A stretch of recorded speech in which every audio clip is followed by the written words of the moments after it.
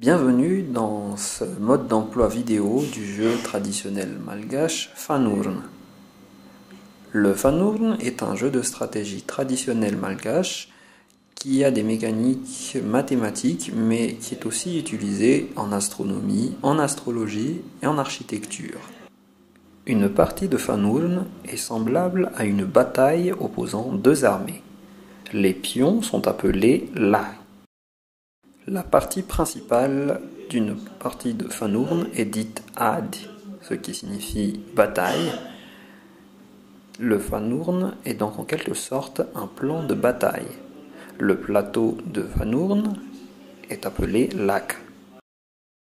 Une partie de Fanurn oppose deux adversaires, chacun avec 22 pions, et accessoirement, les passants peuvent prendre parti et conseiller le joueur de leur choix.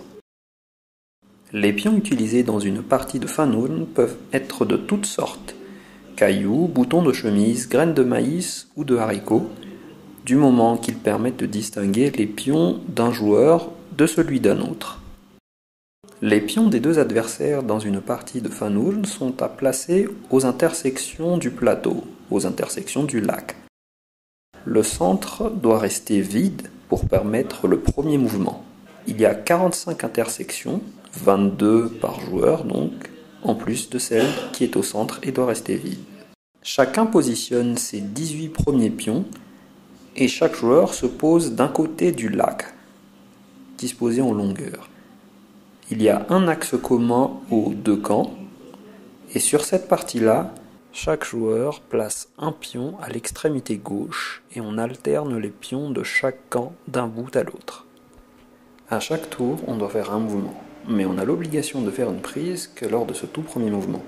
Le joueur reste cependant libre de continuer à éliminer les pions de son adversaire, tant que la disposition de ses pions le lui permet.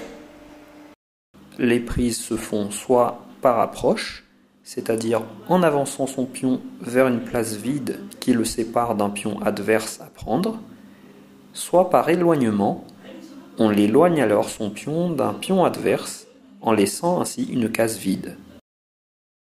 Tous les pions adverses situés sur la même ligne que le pion attaqué sont éliminés avec lui. Ils sont épargnés si une case vide les sépare du pion attaqué. Un pion attaquant peut continuer ses mouvements à volonté durant le tour, mais il doit pouvoir éliminer un pion ennemi à chaque mouvement. Il passe son tour lorsqu'il ne peut plus en éliminer. On a l'obligation de choisir quel pion éliminer lorsqu'il y a plusieurs possibilités. Il est interdit d'éliminer à la fois derrière et devant soi. Les déplacements sur le plateau doivent se faire en zigzag, car il est interdit de se déplacer deux fois de suite dans la même direction. Il est également interdit de revenir sur une case par laquelle on est déjà passé durant ce tour. Lorsque l'on n'a plus la possibilité d'éliminer de pions adverses, on est cependant autorisé à se déplacer sans faire de prise. C'est ce qu'on appelle paika. Les déplacements des pions, lorsqu'on ouvre une partie, sont les suivants. Vakelu consiste à déplacer son pion de face depuis le milieu de notre deuxième rangée vers le centre. Leavan consiste à attaquer en déplaçant le pion de la deuxième rangée situé immédiatement à droite du centre. C'est un déplacement en diagonale. Kubakafui consiste à attaquer en déplaçant le pion situé en face du centre, en éliminant ainsi le pion qui se trouve juste devant soi.